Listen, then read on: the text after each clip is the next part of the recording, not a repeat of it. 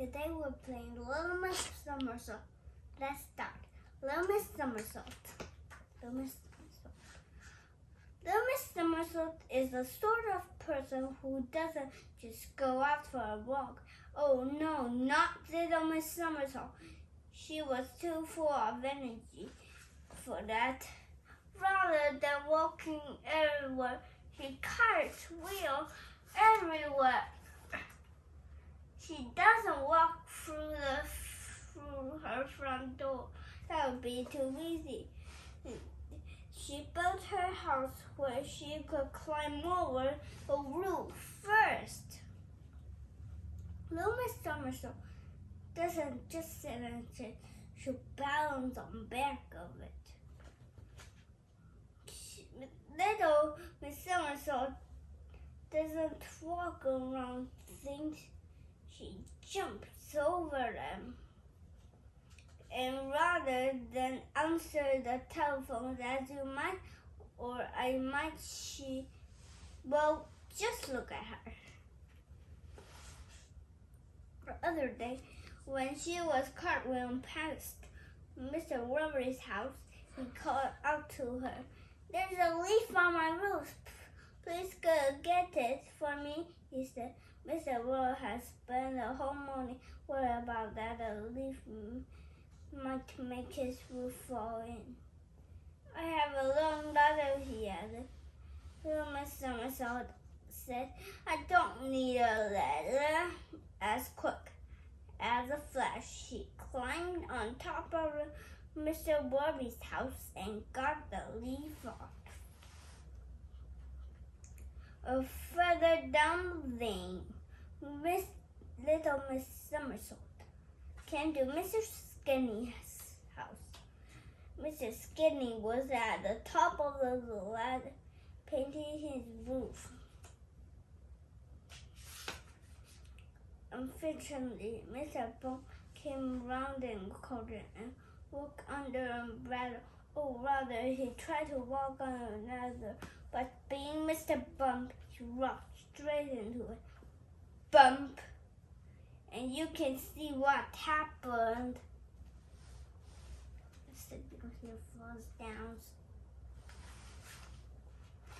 Little Miss Somersault has seen it all happen.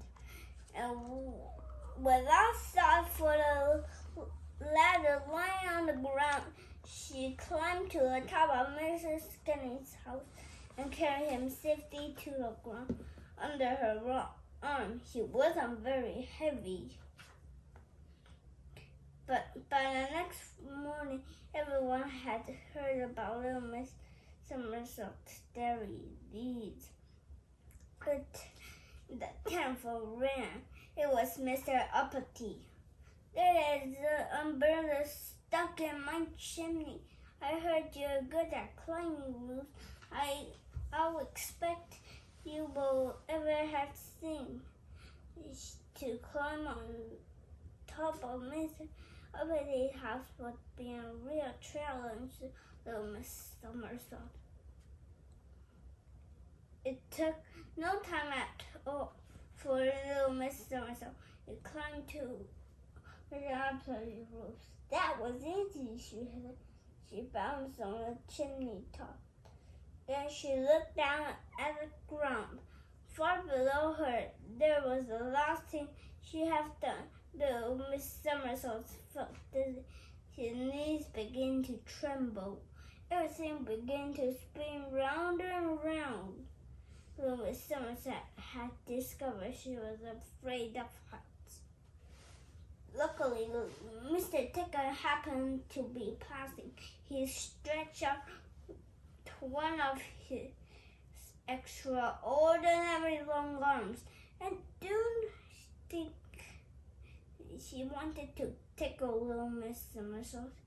Of course he did, but not before he had brought her safely down to the ground. "Stop it," Little Miss Somersault. "I promise I won't do anything so foolish again." It went off Mr. Tickle to look for somebody else to tickle. That evening, little Miss Somersault was sitting. That's right, sitting in his armchair. Suddenly, the telephone rang. "My head is blown off," said a voice, and it's landed on my roof and my house. Could you get it? Little Miss Somersault's face turned pale. "Who's this?" she asked in trembling eyes. "It's Mr. Small," said Mr. Small. Little Miss Somersault breathed a few sound waves. "I'll be there in 5 minutes," she said, and off she somersaulted. The end. When life is full, please subscribe and